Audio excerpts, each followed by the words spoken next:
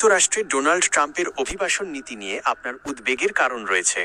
বর্তমান পরিস্থিতি অনুযায়ী 2026 সালে ট্রাম্প প্রশাসন অভিবাসন নিয়ে অত্যন্ত কঠোর কিছু পদক্ষেপ নিয়েছে, যা বাংলাদেশি অভিবাসীদের ওপর ভিন্ন ভিন্নভাবে প্রভাব ফেলছে।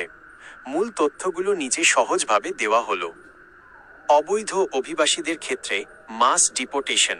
যাদের যুক্তরাষ্ট্রে থাকার কোনো বৈধ কাগজপত্র নেই বা যারা অবৈধভাবে প্রবেশ করেছেন, তাদের ব্যাপারে ট্রাম্প প্রশাসন গণ ডিপোর্টেশন বা দেশ থেকে বের করে দেওয়ার অভিযান শুরু করেছে। টার্গেট মূলত যাদের অপরাধমূলক রেকর্ড আছে বা যাদের বিরুদ্ধে আগে থেকেই দেশ ত্যাগের আদেশ ডিপোর্টেশন অর্ডার ছিল, তাদের অগ্রাধিকার দেওয়া হচ্ছে। বাংলাদেশি প্রেক্ষাপট প্রায় 5,000 অবৈধ বাংলাদেশিকে ফেরত পাঠানোর একটি প্রক্রিয়া নিয়ে আলোচনা চলছে এবং অনেককে এরই মধ্যে শনাক্ত করা হয়েছে। 2. নতুন অভিবাসী ভিসা ইমিগ্র্যান্ট ভিসা স্থগিত। সম্প্রতি একটি বড় ঘোষণা এসেছে যে বাংলাদেশ সহ বিশ্বের 75টি দেশের নাগরিকদের জন্য অভিবাসী ভিসা ইমিগ্র্যান্ট ভিসা স্থগিত করা হয়েছে।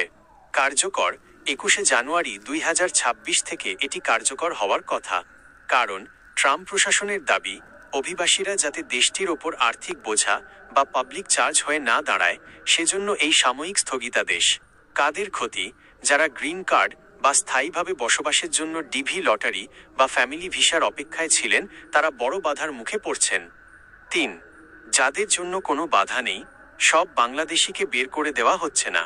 কিছু ক্ষেত্রে এখনও সুযোগ বজায় আছে। অভিবাসী ভিসা, পর্যটন, ট্যুরিস্ট ভিসা, ব্যবসা বা পড়াশোনার স্টুডেন্ট ভিসা জন্য স্বল্পমেয়াদী ভিসার ক্ষেত্রে এই নিষেধাজ্ঞা প্রযোজ্য নয়। বৈধ নাগরিক ও স্থায়ী বাসিন্দা, যারা ইতিমধ্যে যুক্তরাষ্ট্রের নাগরিক সিটিজেনশিপ হয়ে গেছেন বা বৈধ গ্রিন কার্ডধারী, তাদের আইনত বের করে দেওয়ার সুযোগ নেই যদি না তারা গুরুতর কোনো অপরাধে জড়িত হন। 4. টিপিএস ও শরণার্থী নীতি। ট্রাম্প প্রশাসন শরণার্থীদের সংখ্যা কমিয়ে বছরে মাত্র 7,500 জনে নামিয়ে এনেছে, যা আগে অনেক বেশি ছিল। এছাড়া সোমালিয়া বা হাইতির মতো দেশগুলোর মতো বাংলাদেশের নাগরিকদের যদি বিশেষ কোনো সুরক্ষা মর্যাদা টিপিএস থেকে থাকে, তবে সেগুলো ঝুঁকির মুখে পড়তে পারে।